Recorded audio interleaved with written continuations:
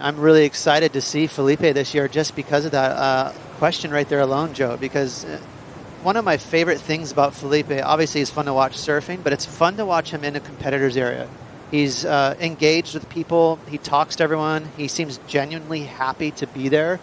Some surfers avoid the competitor's area and they just can't wait to leave and get back in their bubble, but Filipe just loves it. He hangs out and seems like happy and excited to be around a comp zone. But will that change? You know, lifting all that pressure off of his shoulders of winning, right? I'm even putting him as my power surfer for double points. Very clever. Shane, you get into the fantasy deal here? I do. Yeah, I do like to play.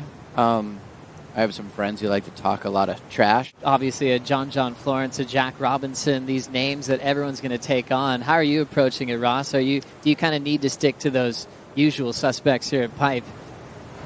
Before we get there, we'll see a look at the left at Pipeline for Filipe Toledo, up and down. I just love how humble he is about it, though.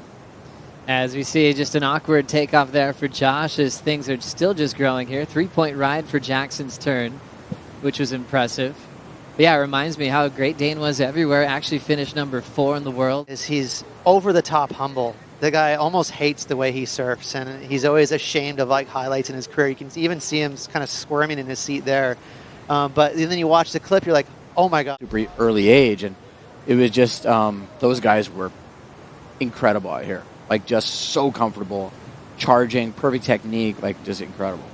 Really neat. So cool. With the stories coming from Ross Williams and Shane Dorian with 6:50 on the clock. Just looks like he should be in like a suit and some comedy or something. You know, he's a character. Unassuming badass, though. He's such a good surfer.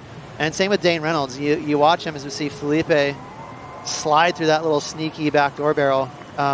He kind of looks like a stunt double for Benji Weatherly or the other way around. Those guys are starting to look like the same human. In his skin, and so happy with who he is and the way he performs. He's one of the favorites on tour. Meanwhile, Filipe getting his best so far, Shane. Yeah, I feel like he did as good as he could have on that wave. You know, there's so many waves out here at Backdoor where you... Thing with this little one on the inside, we've got Filipe moving. He's got to get rid of a 1. He got a 5 for his last make, and he'll just step off. That low score will stay low with 3:30 on the clock. And he's such a sponge, always asking questions. He's always doing the work, whether it's in the actual water. And when he's not, he's like watching videos and like doing his meditation and like reading self-help stuff. And he's just like actively always trying to get better. This is Jackson Baker. 1:10 on the clock. Needs a 3.01 for the win. He'll pull in, controls that turbulence off the bottom. Goes for a lengthy float. Goes the distance inside frothy section. Really hard one to work with.